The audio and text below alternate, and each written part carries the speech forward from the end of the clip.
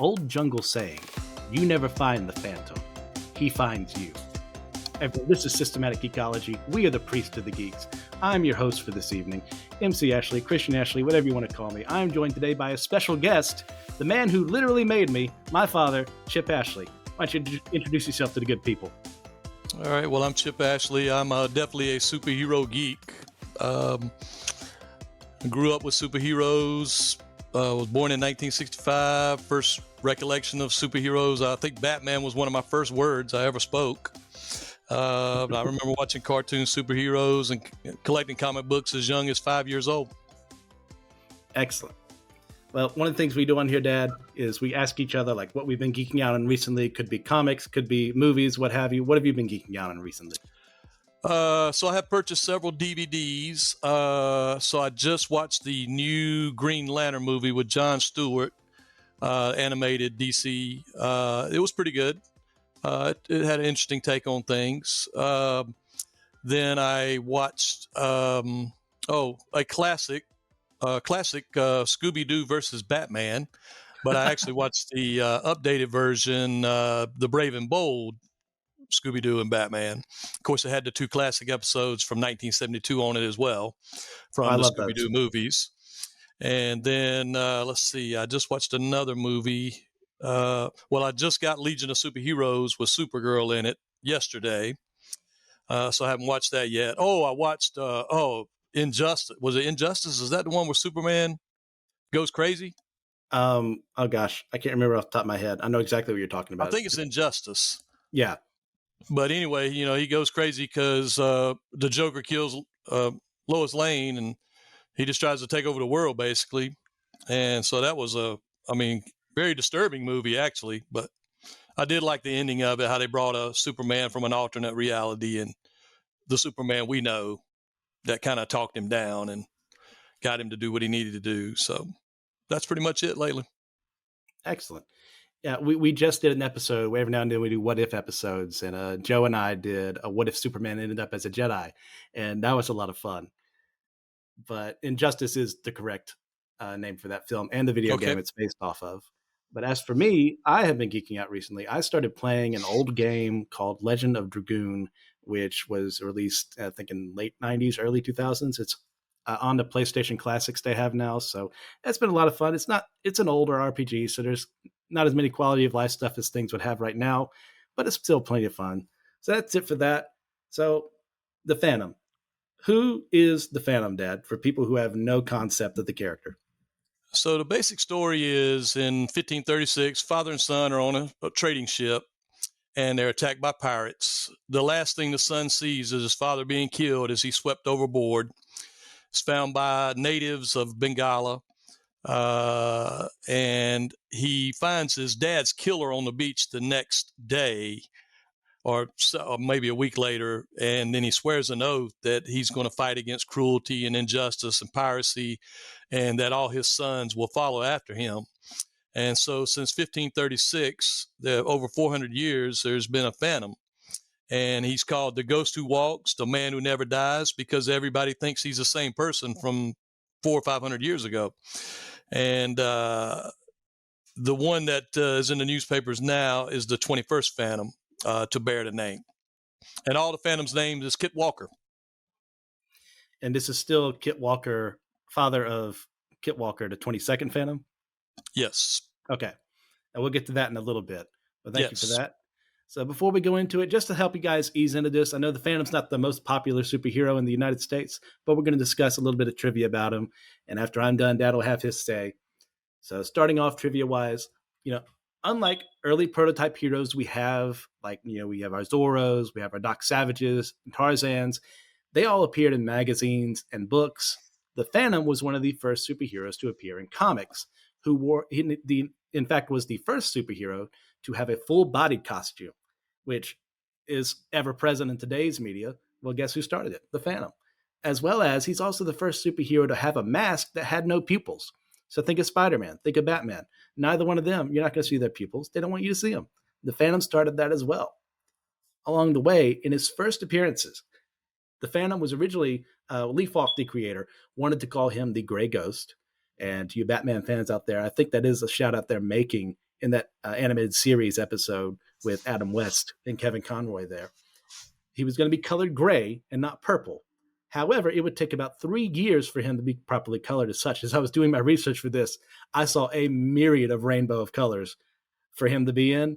And it was quite funny to see where he is now before he started, because they just colored him all over the world and no one knew what to color him. Let's see, next up, the Phantom premiered in 1936, and the comic strip has been running continuously since then. As well as being in the comic strip and the newspaper, the Phantom has been published in comic book form by such companies as Marvel, DC, Harvey, Charlton, Moonstone, and Dynamite Comics. So the man's gotten around. He's had a lot of good interest, a lot of really good runs. In addition to being in the comic strip and the occasional comic book, the Phantom has also appeared on the silver screen in a 1943 serial and in the 1996 movie, as well as having a television miniseries that premiered on Sci-Fi in 2009. And he appeared in animation in The Defenders of the Earth, an excellent series, by the way, go check it out, in the 1980s, while also having a future spinoff in Phantom 2040, which is perhaps best remembered because of the video game spinoff that it produced. Another thing is, like I said earlier, the Phantom is not the most popular superhero in America. However, across the seas, in Australia, India, and Scandinavia, among a couple other nations, the Phantom is hugely successful. And they've even printed books and comics and the like native only to that region of the world. And finally, for my end of the trivia round, evidence suggests that due to cultural cross-pollination during World War II, several people groups, including the Wagi, and I'm sorry if I mispronounced that, in Papua New Guinea, first started painting images of the Phantom on their ceremonial shields when American soldiers gave them the comic strips when they were intermingling with each other during the war. So, Dad, do you have anything you want to add to all that? So yeah, I got a couple of points here. So I did see that the Guinness Book of World Records does recognize the Phantom as the original first superhero.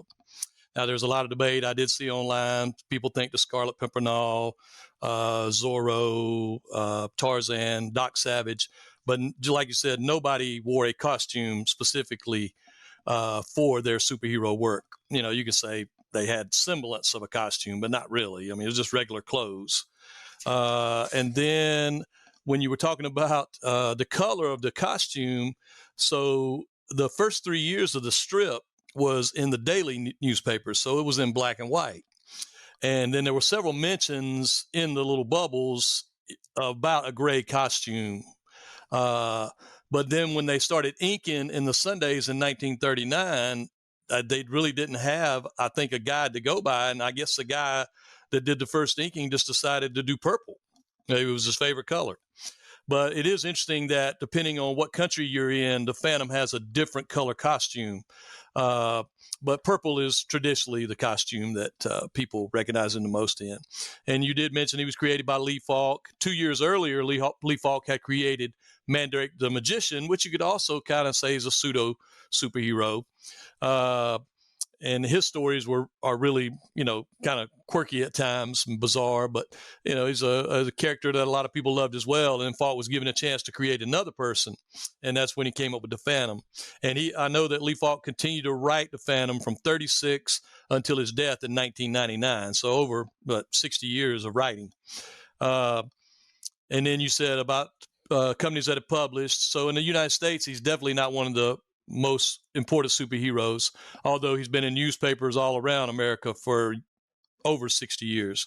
So I guess he did 80 years now, right? Yeah. I think he just celebrated his 80th birthday in 2016.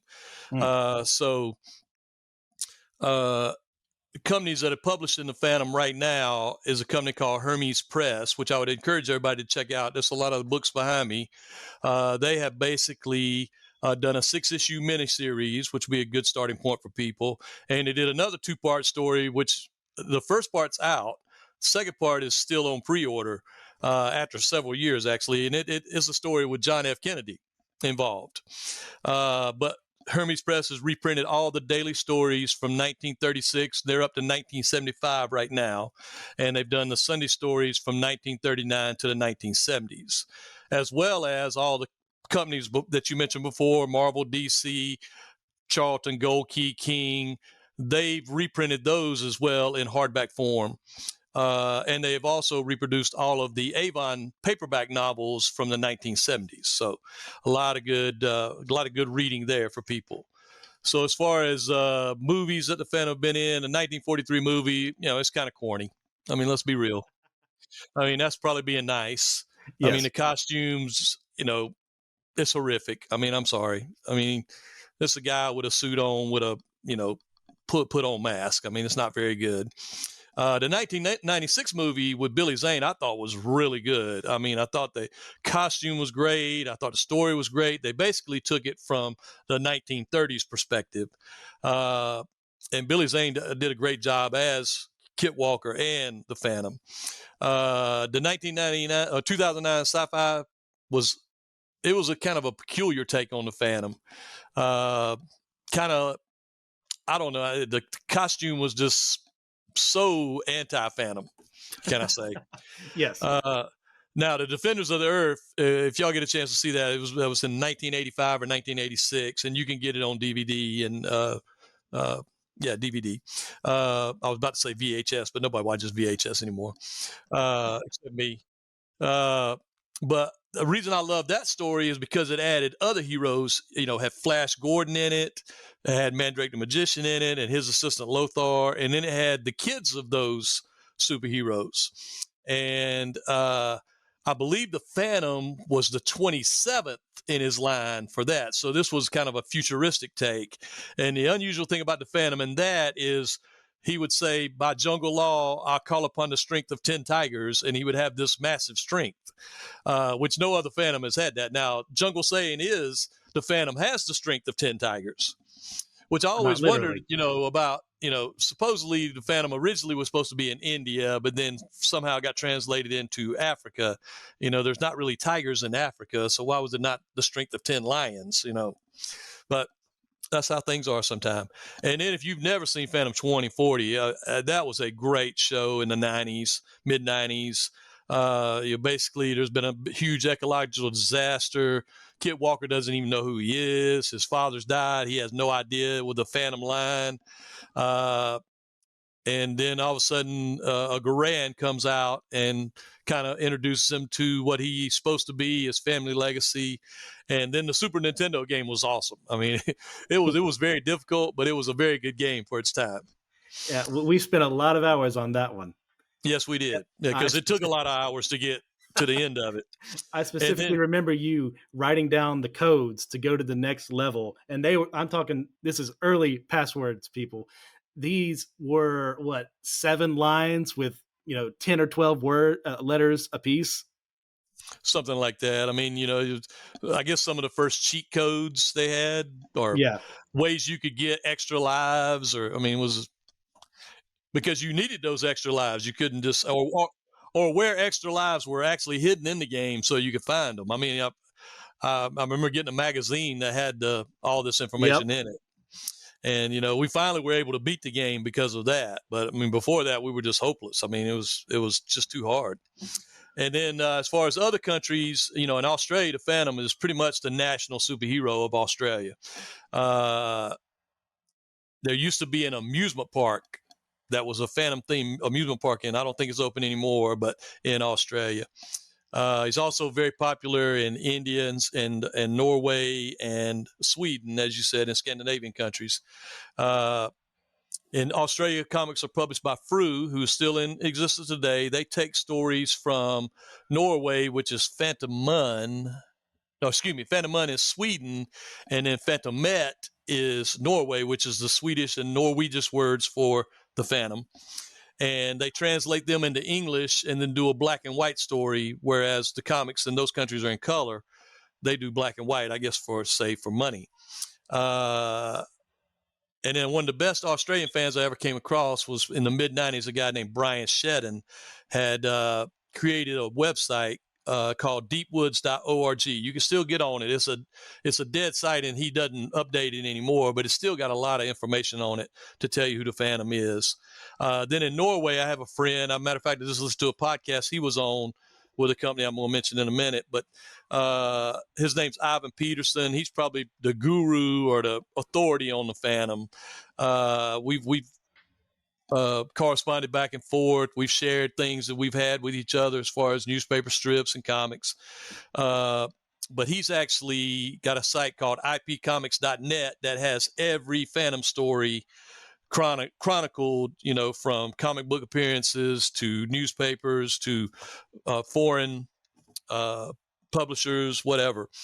And then he also is working with Comics Review in that he is a coloration.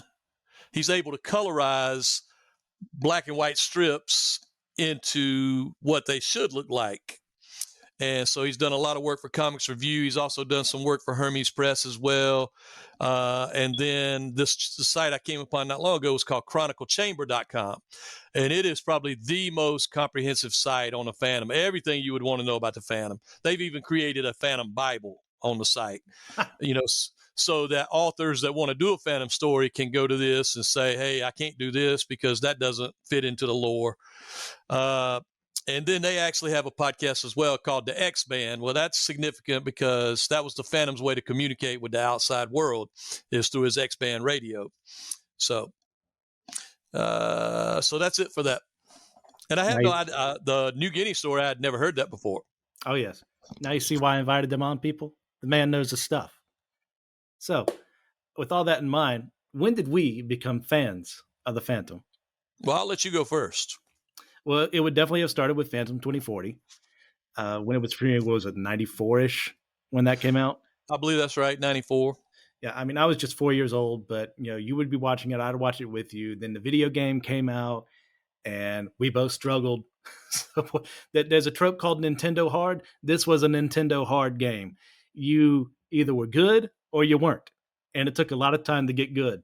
And even then, there were multiple endings. So you had to figure out how to do things correctly. And without a guide, that was next to impossible. So I fell in love with the character then. Then we watched the Defenders of the Earth together. And I've read a couple of the comic strips. But that's about it on my end. So go ahead. All right. So like I said, I was born in 1965. So I can remember specifically in 1970, I grew up in Anderson, South Carolina. And the Anderson Independent and Daily Mail carried the Phantom in the Sundays and the daily newspaper as well. And I can remember my mother sitting at the kitchen table with me, and she would read the story to me. It's actually one of the reasons I learned how to read, or helped me learn how to read, is she would read the story to me, and then I would read, mimicking back what she just read. But some of the actual first stories I remember reading, there was a story about Alexander's Diamond Cup that we'll talk about in a little bit. Tale of the Ghoulie Ghoulie Witch. The Phantom deals with witches a lot in his history. There was a story about the smugglers and the massacre, which took place in America. So it really drew me in then because, the Phantom was in the United States. And he has a place out in the Southwest called Walker's Table, which is a huge mesa that he's built like a secret base on top of. And those stories kind of took place in that area. So that's some of my first memories of the Phantom. What is it exactly about the Phantom that makes us both so interested in him? Well, this is going to take a while. So obviously I'm a superhero guy. I love the whole concept of the hero. I mean, his family been fighting evil for over 400 years. He had great, I won't call them sidekicks, but it was animals. He had a hero, the White Stallion. I've always been a horse guy. I've always loved horses. Then he didn't have a dog. He had a wolf as his pet. And Devil was his name. And Devil got the Phantom out of so many problems over the years because he was well trained. One of the things about the Phantom is he's supposed to be one of the best animal trainers in the entire world. And so I loved the purple costume. He had a cool place to live, the Skull Cave. Mm-hmm. I can remember as a child sitting in sand pits building the Skull Cave. I mean, that's how much of an influence it had on me. No.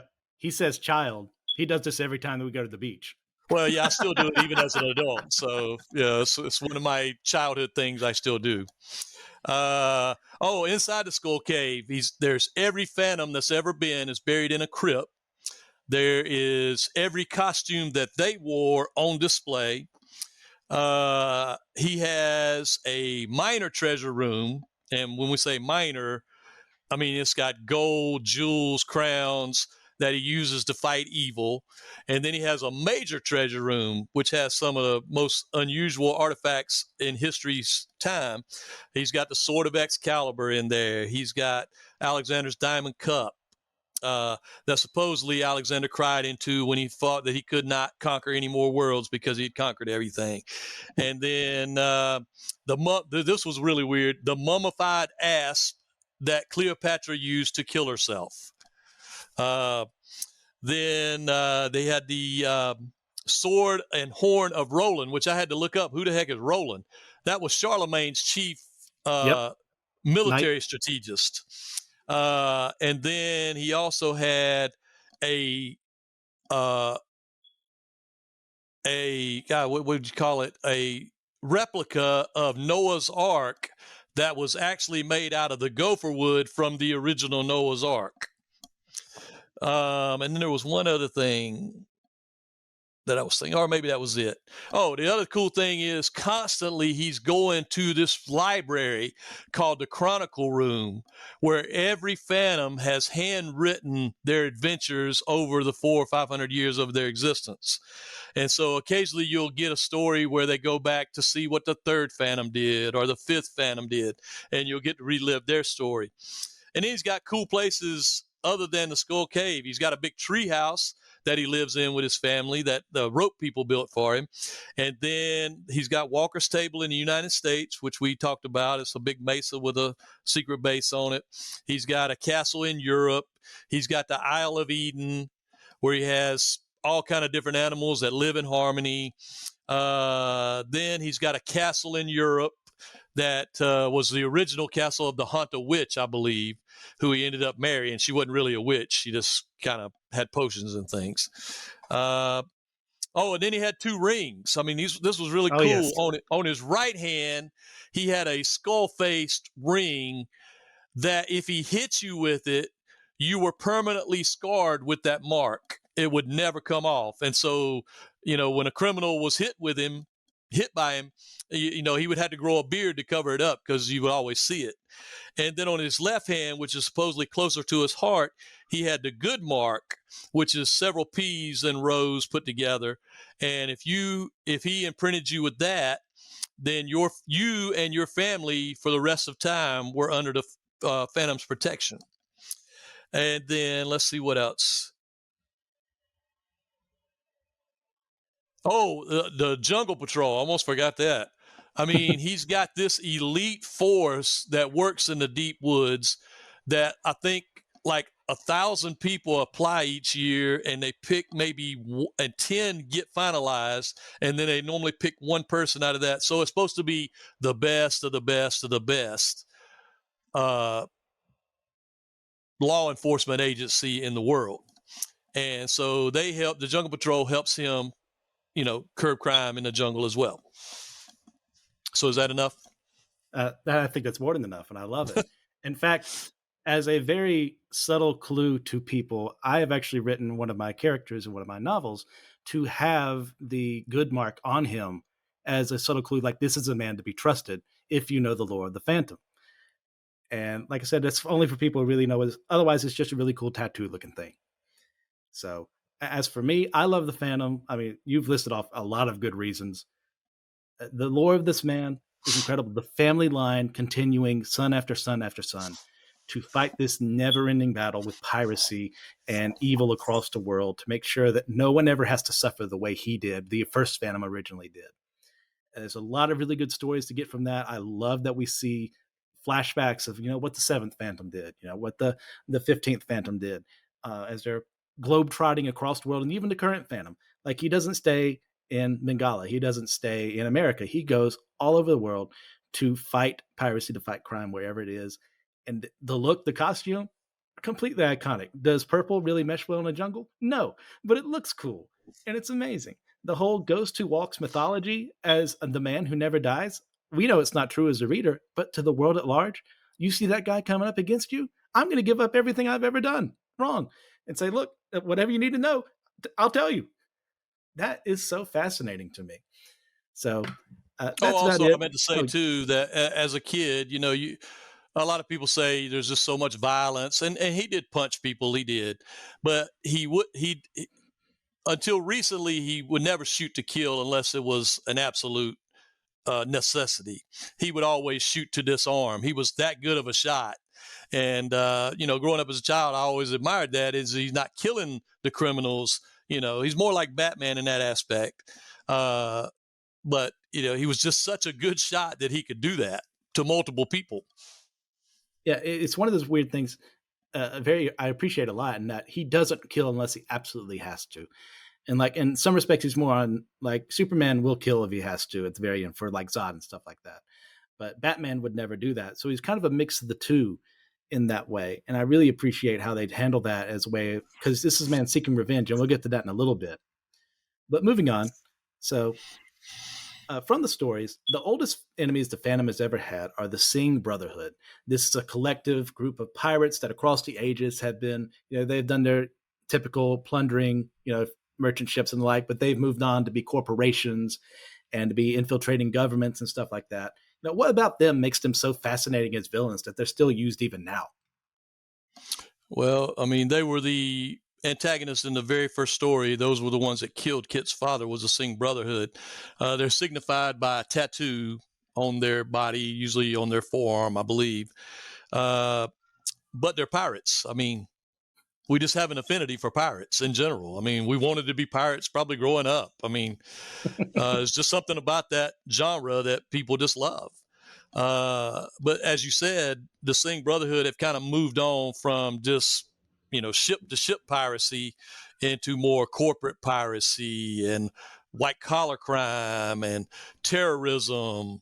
But they do, I mean, for centuries, they've caused problems to the Phantom. He's never been able to fully stamp that organization out. Yeah, they kind of exist as a rule. I mean, you get this with comics all the time. As long as there is evil, a group like this will exist. As long as Batman is around, the Joker is going to be there.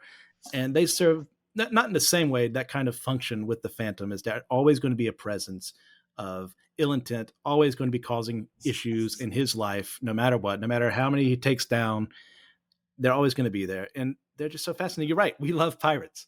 I mean, what kid growing up does not want to be a swashbuckler at some point until you realize the reality of the situation and how horrible and awful it would be as someone who does not like getting dirty myself.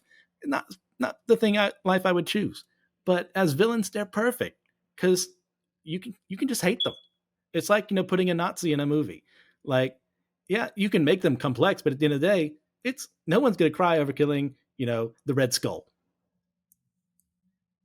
So a huge part of the Phantom's backstory is not only this conflict with the Singh Brotherhood, but also over the years, every single Phantom has been fueled with this idea of revenge against piracy as a whole, against those who do evil.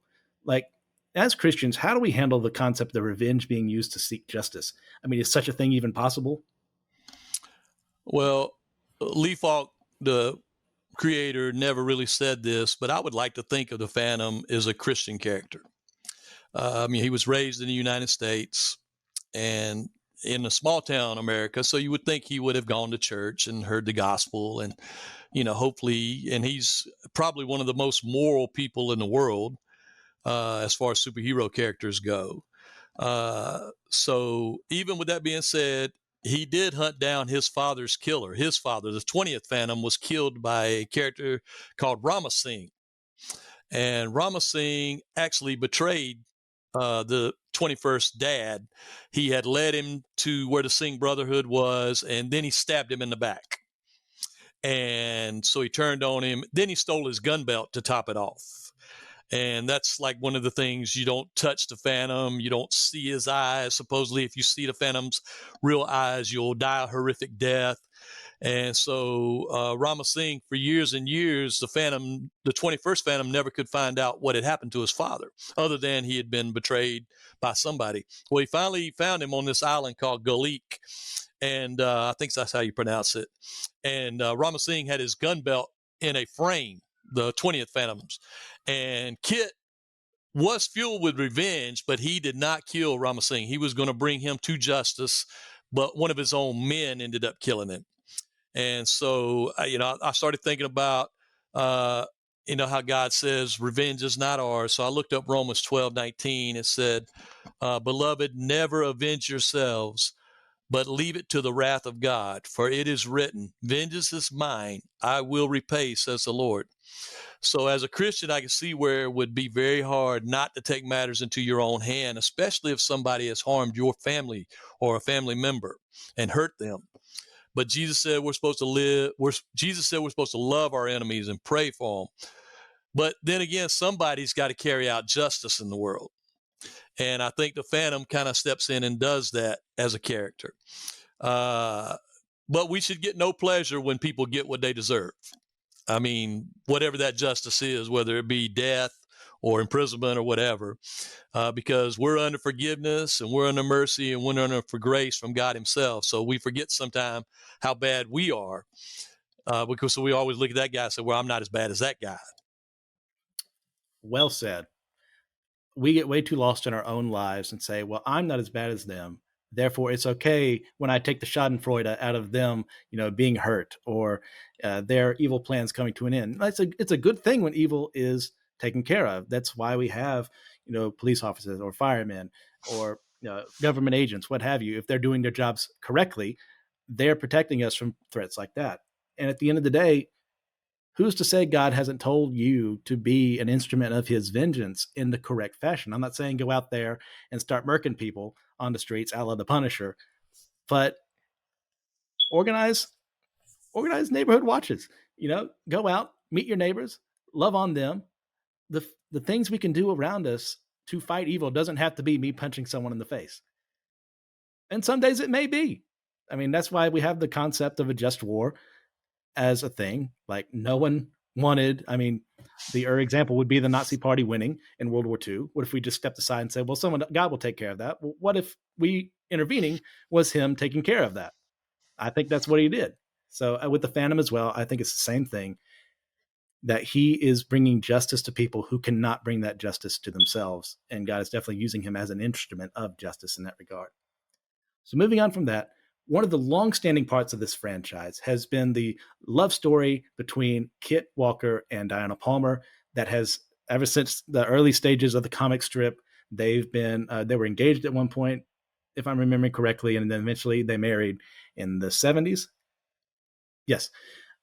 So this is me on my soapbox here. As compared to the travesty that is what happened recently with Spider-Man selling his marriage to the Marvel equivalent to the devil in Mephisto, and with Batman, who just had Catwoman a couple years ago leave him at the altar, why does it seem that the Phantom can have a lasting relationship, but not other heroes?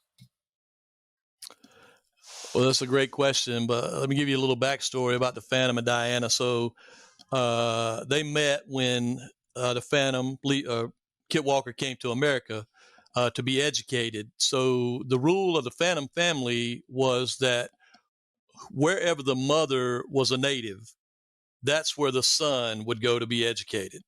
So the Phantom's mother was from the United States.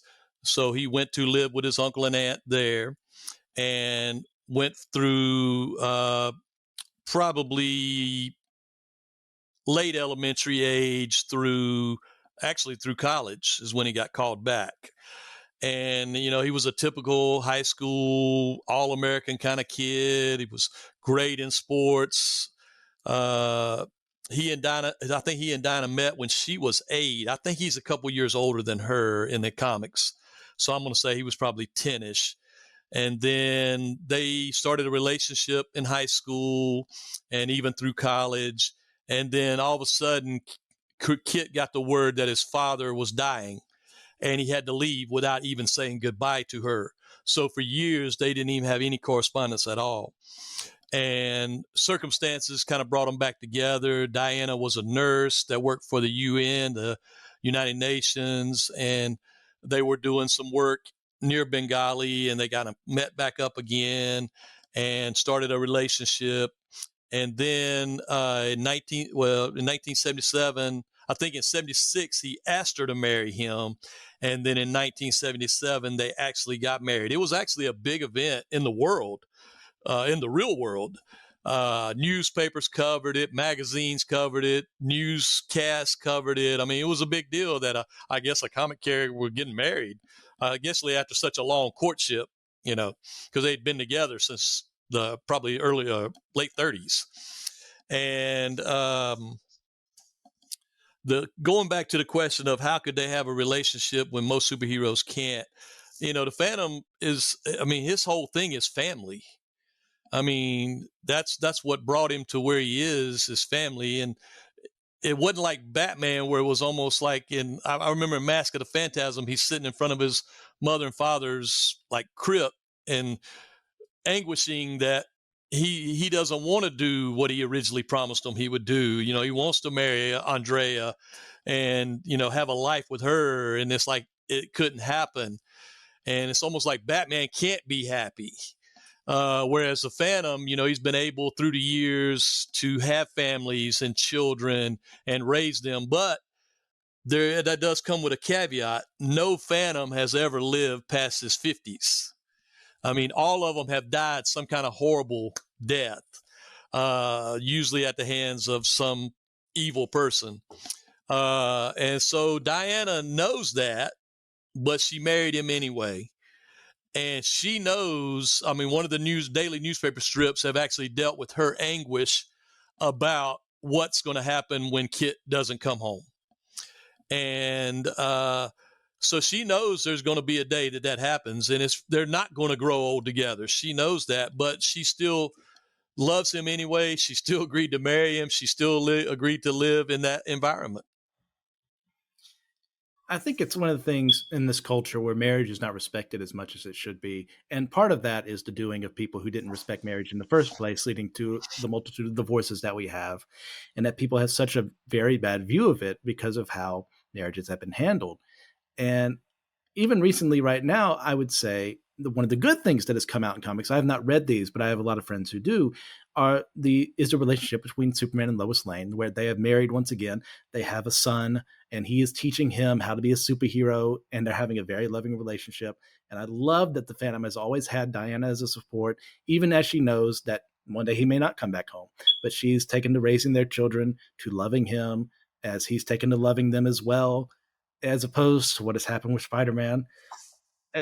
With people who can't say, oh, he can't be with a supermodel, that just makes him unlikable, and she would never stay with him. And even though we have comic after comic of Mary Jane also like Diana, wondering, is this the time Peter doesn't come back home?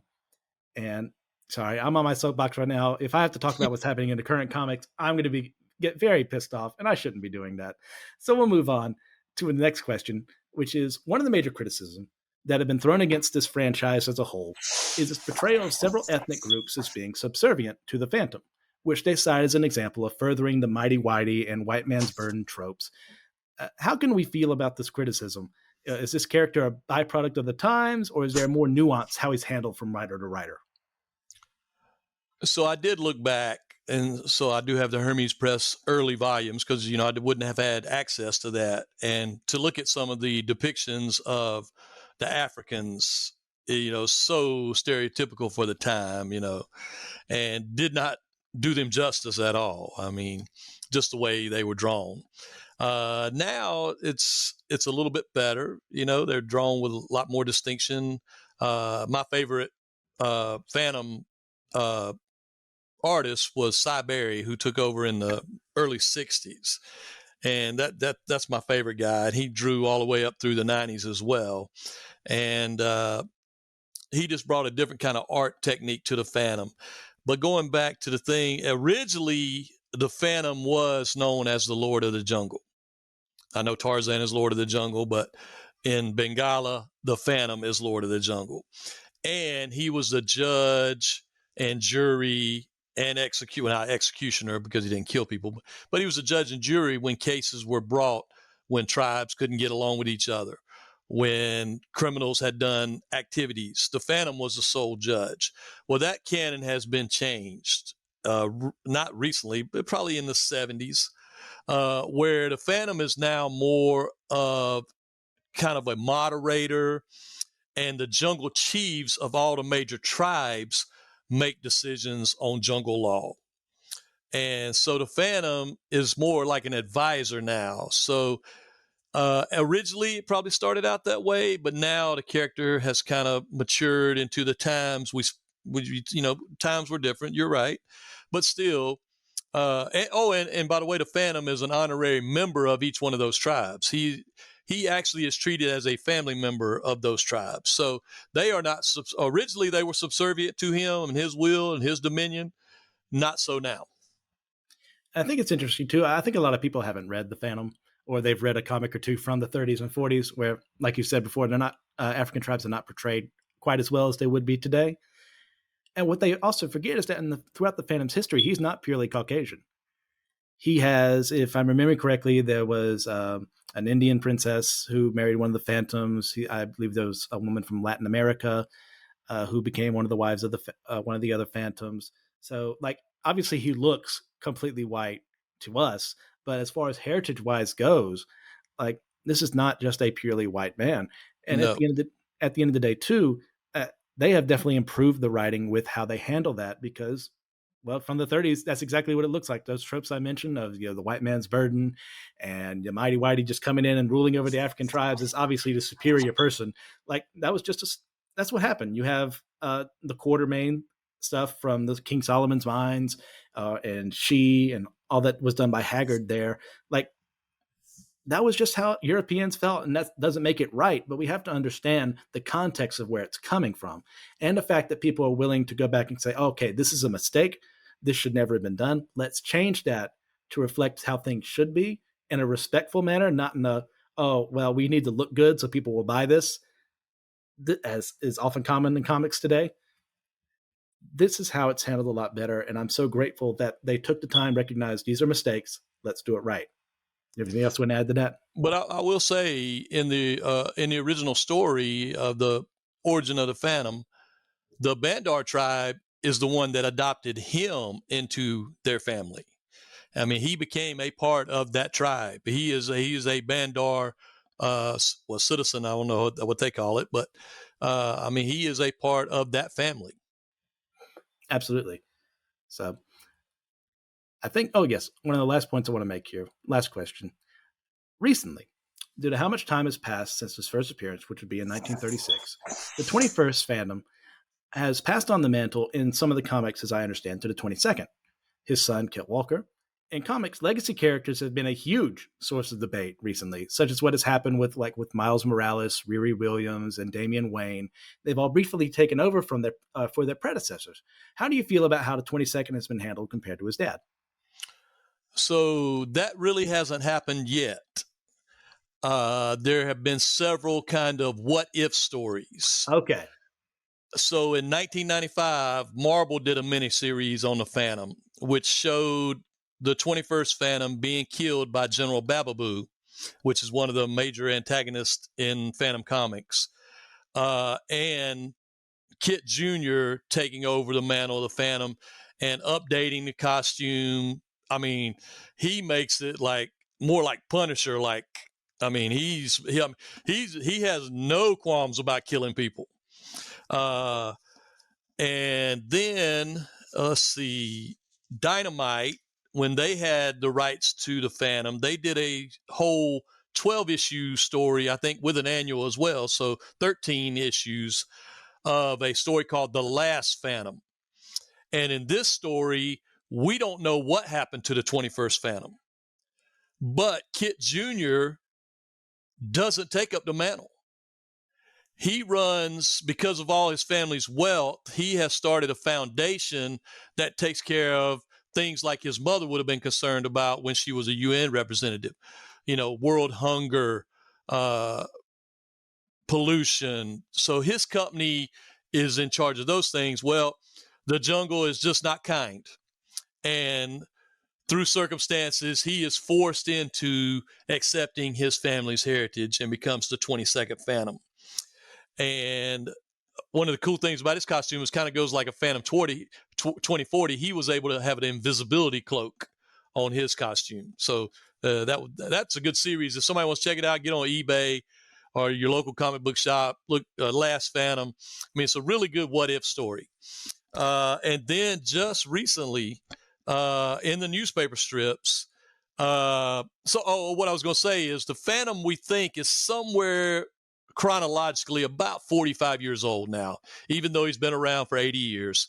He's chronologically comic book aged about 45.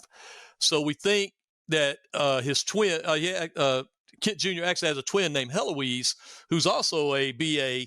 I mean, she's a tough chick. I mean, she's tough. I mean, she's been trained just like him, that if something happened to Kit Jr., she's going to take over the mantle of the Phantom one day. And that's happened in history's time, where a girl Phantom has a brother and sister. Brother was hurt, so sister took over for him. Her name was Julie. I can't remember what Phantom that was. But anyway, during this last What If story, once again, Kit Jr. does not accept the mantle of the Phantom, and the Phantom line dies, and it actually is being continuated through another character, which is Savarna, which is a character, an Indian princess kind of tough character that she becomes. So the Walker line actually disappears, and the Savarna line takes over as the Phantom. But there's, as far as I know, I'm sure there's been a Team Phantoman story or Phantomette story where Kit has taken over as a Phantom, and it's going to happen. I mean, it's going to have to. There was actually a whole commentary by Tony DePaul on what's going to happen when the Phantom dies. I mean, and people were just killing him online about the strip that I was talking about. Oh, Kit would never he would never turn his back on the family line. But Kit's actually right now, he's probably 18 to 20 years old. He's actually left the deep woods and studying in a Tibetan monastery where his forefathers had studied to get ready to become the Phantom. So I think within probably the next 5 or 10 years, it's going to translate over, because the character's been around so long. But it's just funny how most of the stories is he's very reluctant at taking over that responsibility, which I'm sure a lot of the Phantoms were in previous times. Well, imagine having that legacy. Because there's a lot of responsibility to take on. Yes, absolutely. I'd forgotten about Heloise becoming Phantom for a little bit there, so thanks for adding that. So, is there anything else you'd like to add? Actually, it was Julie, not Heloise. Heloise, that I know of, never become the Phantom. Oh, okay. Thank you. Was there anything else you want to add to this, Dad? Well, I just ask people to give him a chance. I mean, if you've listened to some of this and you go, wow, I didn't even really know all this.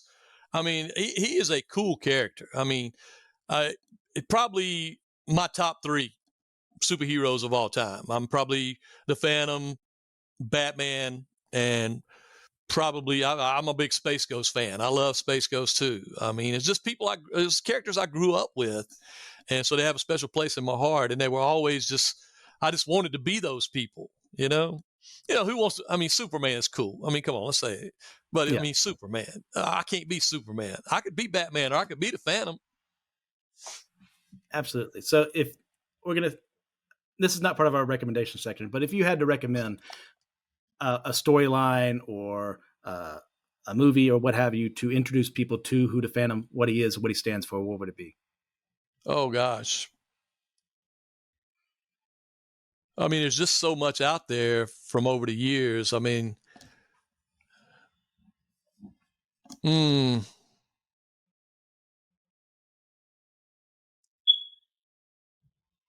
I would have to say, I mean, you can start reading the Daily Strip now.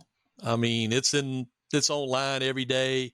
Probably the Sunday Strip would be better because it's once a week and it's kind of easier to keep up with, because you're talking about maybe a 3-panel story versus a 8 or 9-panel story. But there's been some really cool characters lately. If you can look back, and some people have where you can download these stories, but there's been a character introduced called Chatu, which is a national terrorist. And he actually now has had the most appearances in the Phantom comic that I can find. I think he's been in 13 or 14 different stories. But I mean, he just hates the Phantom. And at one time he fakes Diana's death and sends her to a prison in Gravelines. And the Phantom thinks she's dead because the building she was in was blown up. And so he has no idea. So it's like his Chatu's ultimate revenge. He knows she's still alive. The Phantom thinks she's dead. He's got her in a prison. And that whole story about how he finds out. And I think it's called something to Gravelines, Trail to Gravelines. But it was probably about 2 or 3 years ago, maybe longer than that. But it's a really good story that will kind of get you into a whole action aspect of the Phantom and how he operates. And even though he had a chance to kill Chatu, he did not kill him either.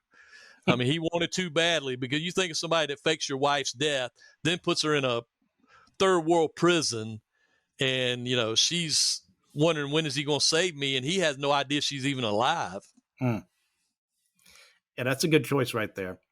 I'd say as a simpler choice, if for whatever reason comics are a little too much for you to handle right now, just check out the 96 movie. It's not perfect by any stretch of the imagination, but it does a good enough job of telling you like what the Phantom is about, what his story is, why he does what he does. So I'd say check out the 96 movie with Billy Zane. All right. And that is a good starting point. Yeah. So how would you rate the entire history of the Phantom as a franchise out of 10? Oh gosh, he's 10. He's 10 plus. I'm agree. I mean, he's just such a great character, and he's obviously, even though he's not a major comic book character in the United States, I mean, he's still in hundreds of newspapers every day since 1936. So he has to have some kind of staying power with people. I completely agree. No matter where you go to look for him, you're probably going to get a great story. He's endured all this time as a character when others have just drifted away. The Phantom is well worth your time. This is a 10 out of 10 series franchise as a whole. Oh, and I did want to say too, I'm like, you want to talk about geekology. I mean, so I have pretty much every Phantom story that's been written in the United States, every comic. I'm just now starting. India had a company called Indrajal, which produced Phantom comics from the comic strips in English in India, and they did it in Hindi as well. Is that the correct language? Hindi? Yeah, it's one of the languages of India. One of the languages. So I'm now, these were produced in the 80s, I think. So I'm now trying to get those issues, which are very difficult, obviously, coming from India. But I have found a guy who's got several issues that he sold me, for $10 a piece. So I'm working on that now. India now is reprinting the daily strips in English as well. You can get online. It's Regal Comics in India. And, obviously it's going to say 450 rupees, which is probably like $350 in America. But the bad thing is the shipping cost from getting them there to here. Also I've got maquette statues of the Phantom. My daughter gave me the skull ring for my birthday a year ago. So a company just came out, NECO, I think, NECO, a toy line of the Defenders of the Universe. So I just got that. And then you can go on eBay and you can find toys on there as well. But I mean, that's how much the character means to me. Is I still collect things from the past. I mean, and the present day as well. Well, all right. So with all that in mind, let's head into our recommendation section for Rio. What would you recommend? Doesn't have to be based around the Phantom, just in general, something you've been watching or reading. About the Phantom? No, in general. It doesn't have to be. Oh, just in general? Ooh. I can go first if you need some time. Go ahead. Because I didn't realize this was coming. That's okay. This, it's going to be an easy answer right now, but the first episode of The Mandalorian dropped today, and The Bad Batch is still running as well on Disney+. Phenomenal episodes, both of them. Don't want to spoil nothing, but I really enjoyed them. So if you haven't, for some reason, watched either one, get into them. All right, so I just watched the first 2 episodes of Star Trek Picard. Very well done, bringing back the original Next Generation crew as going through the story. Everybody hasn't been reintroduced yet, but so that's good. So far, so good. As far as reading goes, what is the last thing I've gotten? Oh, I can say I'm still on Andor. I haven't finished Andor yet, so I'm hoping it's going to be. Does it basically lead into Rogue One? Yes. Is that where we're going with this? At the end of the first season, you're setting up for the second season, which will lead up to Rogue One. Okay, so far I like the characters in this as well.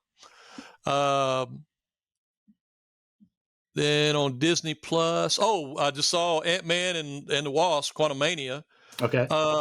Probably not the greatest movie, but for 2 hours I was entertained. I mean, I enjoyed it. Purpose. I mean, it served its purpose, and I thought it was a good story.